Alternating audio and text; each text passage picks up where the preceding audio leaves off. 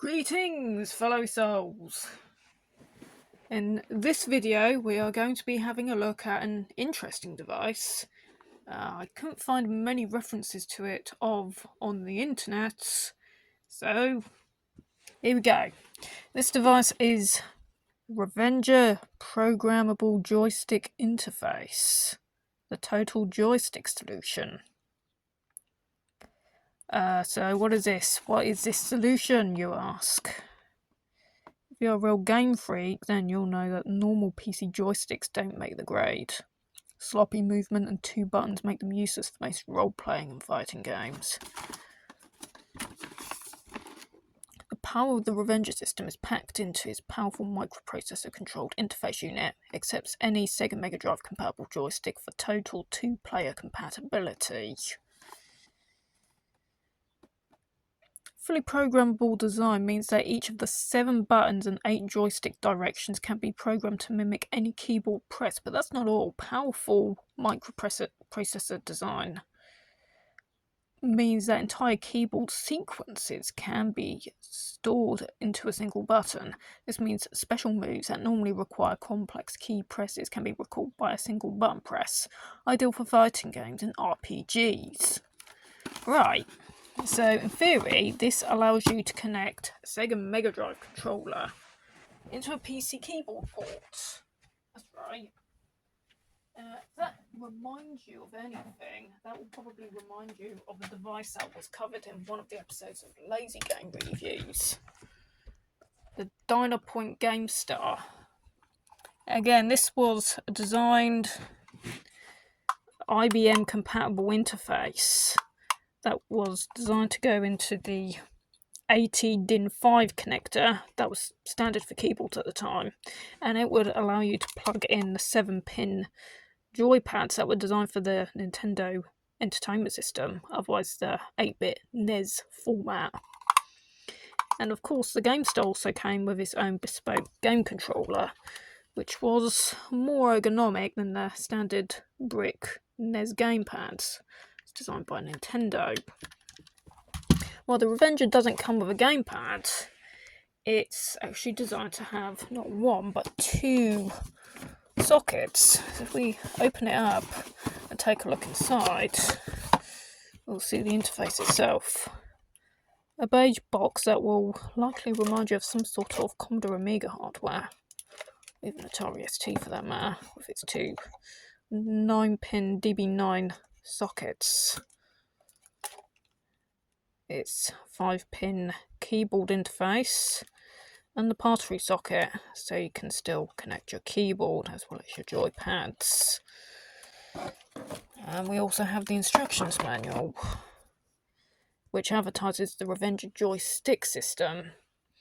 I couldn't find any photographs of this joystick online, but from what I can see, they seem to be manufactured by Datel, or at least they were marketed by Datel. I'm not sure who the manufacturer actually were, but apparently they were robust 6-button joysticks that could be used with the interface, or with a Sega Megadrive system. Okay, so the instructions seem to be quite simple. So we've got the hookup instructions. For owners of an industry standard 5-pin DIN connector for their keyboard, the people with a 6-pin mini DIN keyboard, I presume they mean Personal System 2 by that, you'll need a pair of adapters available from your dealer or direct from Datel. For those who might recognise the name Datel, they were the guys who made the Action Replay cheat cartridges for the Commodore 64, the Commodore Amiga. I think they did one for the Sega Saturn as well, which could be used to bypass the regional lockout. Probably did one for the PlayStation, probably the Nintendo 64, So these guys had a tendency of making probably rather grey market peripherals. Okay, for the installation, switch off the power to your machine, remove the keyboard from the PC and plug it into the appropriate socket of the joystick interface. Take the joystick joypad and plug it into either port 1 or 2 of the interface. Finally, plug the cable from the interface into your computer where the keyboard normally plugs in. Switch your computer on. Appropriate diagram. Got an LED there. Or diode.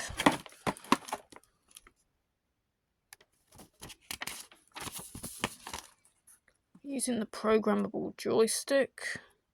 To test your joystick joypad, simply press the 4 buttons S, A, B and C in the diagram together.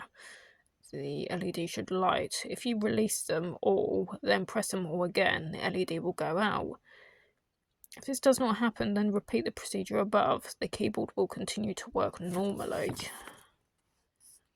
Programming the joystick joypad. To program each joystick joypad, simply press the 4 buttons S, A, B and C together. The LED will light. You are now in program mode. To program a button, simply press that button and then press the keys on the keyboard that you wish that button to emulate. When you have finished programming all the buttons you wish, simply press the 4 buttons S, A, B and C again. Now press the button direction that you programmed and the key sequence will be sent to the computer in order that you have programmed them. The 2 joysticks joypads have default settings, ideal if games have facility for allowing you to configure and save your keyboard settings. The default button sequences are as below. Further notes, programming the joystick joypad is easy, but there are a few further points you should know to get the most out of your programmable joystick joypad. 1. The pause key cannot be used in a sequence. I presume they mean the pause break key on the actual PC keyboard. If you try, the LED will flash and wait for another key. Numlock and caps lock will also cause an error on some keyboards. When using 2 joysticks, whenever one joystick is used to enter program mode, the second joystick enters it also. If you program too many characters into the interface, the LED will flash, not allow full sequence. You can, however, reprogram the buttons with shorter sequences. The total amount of keys that can be programmed is about 40. Normally, when you program a key sequence into a button direction, when you press the button, it is like pressing all the keys in a sequence and holding them until you let go of the button direction. If you wish to program a sequence of keys without holding them down, you should precede the key with escape. If you wish to use the escape key as a part of a sequence, you must press it twice when you are programming.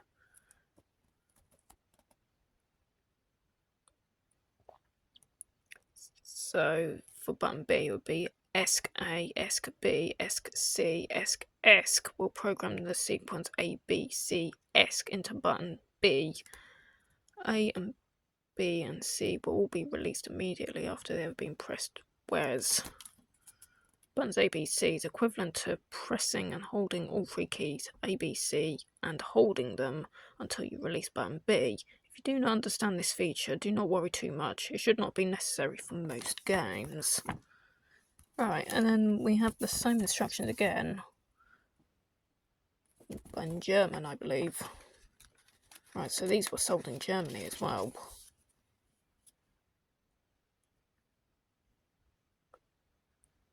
Okay, let's try this gadget out. Right, for those who are not completely in the know, most PC joysticks were an analog design rather than all digital, such as this PC power pad, and they were designed not to plug in the keyboard port, but they were designed to plug into the game port, which was typically found on the sound card. You would typically have one of those in there, and you would have a joystick with 2 buttons, or 2 joysticks with 2 buttons, or you could even have a joystick with up to 8 buttons by hacking around with the player 2 configuration. Right, let's give this thing a try. So you might otherwise know, this is one that we set up earlier. Yep. You see, I actually have 2 of these Revenger interfaces. One that came boxed and the other one came without a box. So we are going to fire up my Socket 7 Pentium computer running MS-DOS 6. Let that boot up. Reprogramming your gamepad's button layout is easy enough. All you have to do with a standard 3-button gamepad is to press the start button, A, B and C, and you'll see that light down there has lit up. This shows that you're in programming mode. So to reprogram your control pad, all you have to do is press the button you want to reprogram and the key that you want it to correspond to. So for the A button, we're going to turn that into the I key. To reprogram the C button, we're going to turn that into spacebar. The start button is going to be the escape key. And the C button, I don't know, we'll turn that into the spacebar as well. And that's that. If you want to exit the mode, you just hold down the A, B, C and start buttons again. There you have it. Your controller should now correspond to those keys.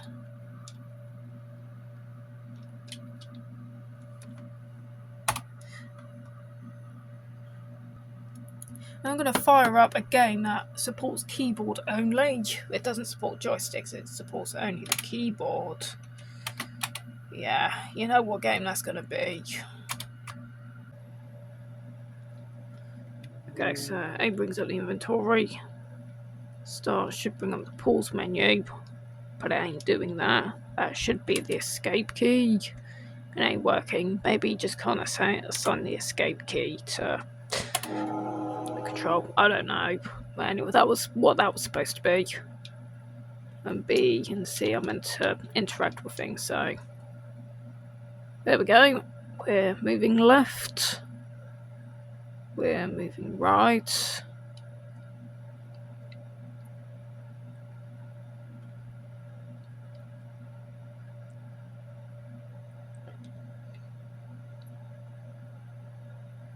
And moving forwards.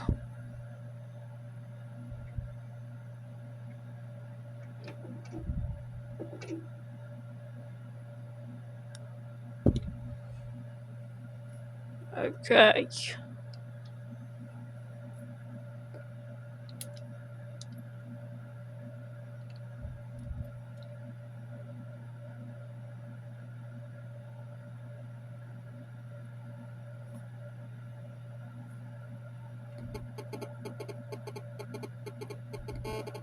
Please excuse the interference.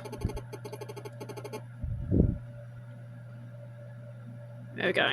So, yep, bulb.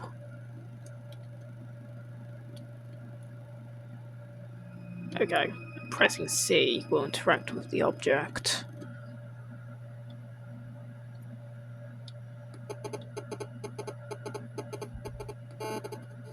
I will murder these speakers.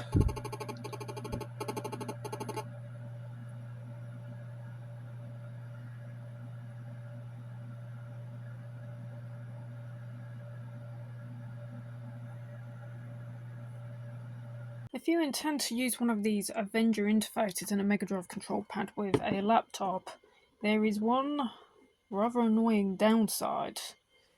If you want to reprogram the keys, because if I want to, let's just say, if I want to swap the start and the B button round,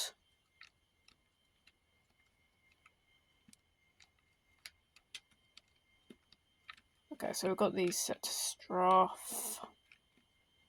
Holding that down should move the directionals, but it's not quite working. If I wanted to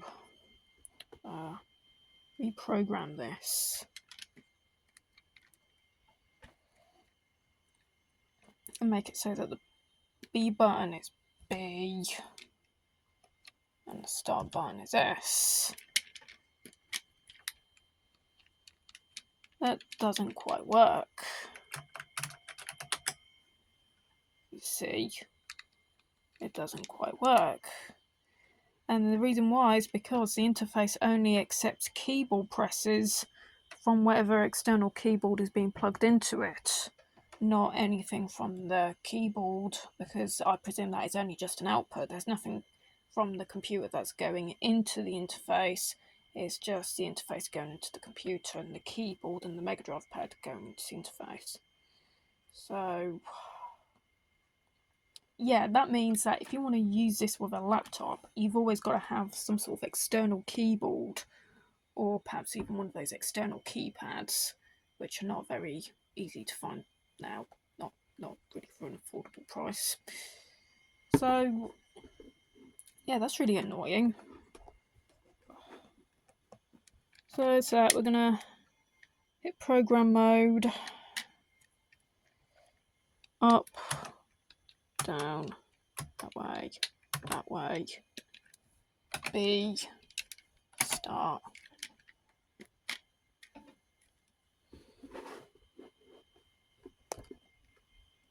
Does this now work? Yes, it now works.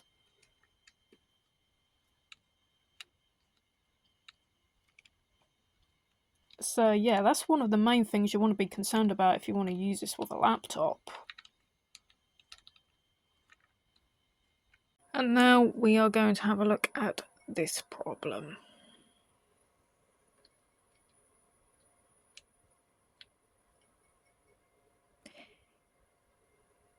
Yeah, you see he's like moving all by himself.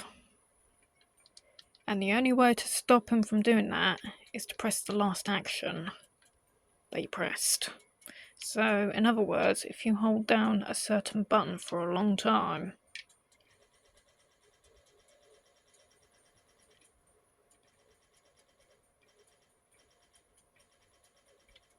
sometimes it does also actually work with the face buttons as well.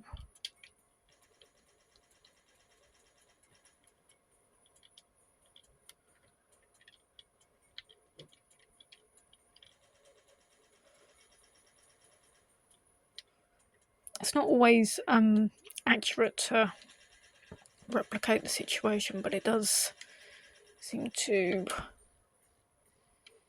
happen. It's very prone to doing that on the directional buttons, and it does sometimes happen with the face buttons too.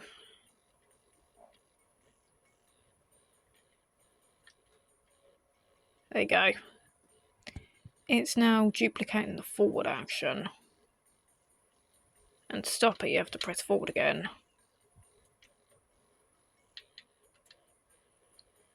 This is very annoying when you're in the middle of a firefight. The fact that it doesn't. And yet I can attest that this problem doesn't happen to exist in the case of this Compaq LTE 5300.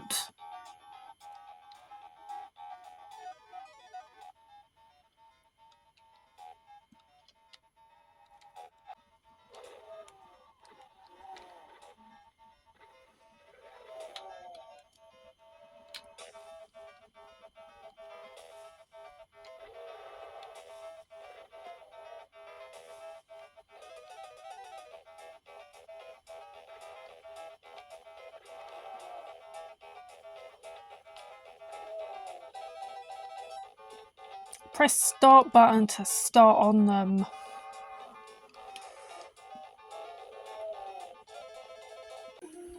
Alright, another thing that this interface hates, aside from the Toshiba 460 CDT laptop, are these Gamester branded Sega Megadrive controllers with 6 buttons. Now, unfortunately, this is actually the only 6-button controller that I have in my possession. So whether this behaviour will persist with the official Sega gamepads or other branded 6-button pads such as the ones by Logic 3 or the like, I don't know, but this Gamester LMP1 is terrible to use with this thing. As you see, it's causing some really jerky movements. Okay. You can see if I try and press the button in any other direction, it causes the system to just beep at me.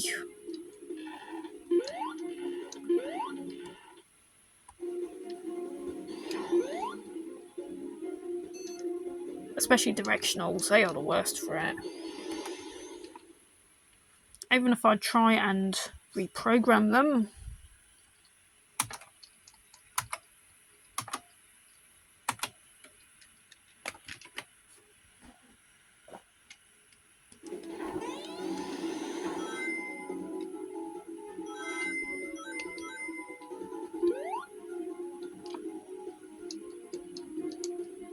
see, it's causing jerky movement.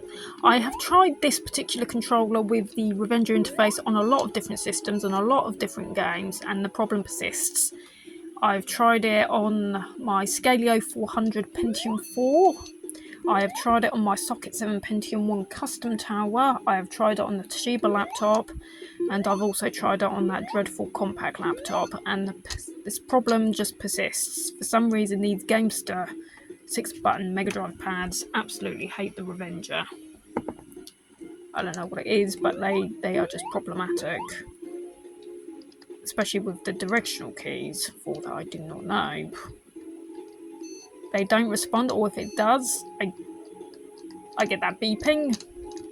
I did try this particular controller with Comic Zone on the Toshiba 460 CDT, and it sort of worked, but the movement was very jerky. Very, very jerky.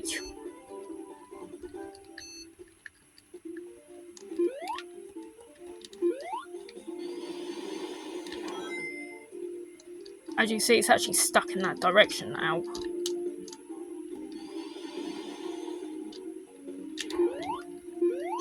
As you see, it's literally stuck. It's literally stuck in that direction. That's why Sonic keeps going in the corner like that.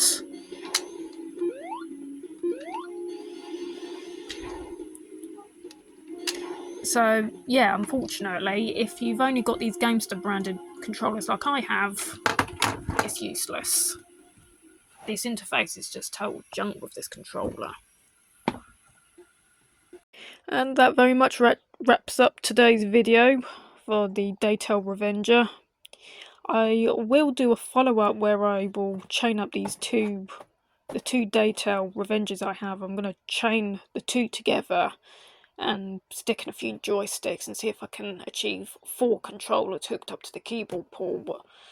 I wanted to include that with the video, but I'm not having a lot of luck with my computers. Having a lot of bad luck, and they will not even actually read the keyboard at all, let alone a keyboard that has an adapter wedge between it and the keyboard. So when I have a successful video of recording that, then hopefully we will actually be able to see that you might actually be able to hook up 4 Megadrive controllers for some multiplayer action, which would be very nice. Until then, though, we have seen some documentary on the Datel Revenger. It's not too bad of an interface, but it does have its limits. It really doesn't like some controllers, and even a few computers it doesn't like. It's quite a fussy piece of hardware. I found in my experience it's not the kind of thing that you can just throw it at any retro rig and it will just work. It's rather cantankerous. But yeah, until then, we'll see you in the next video.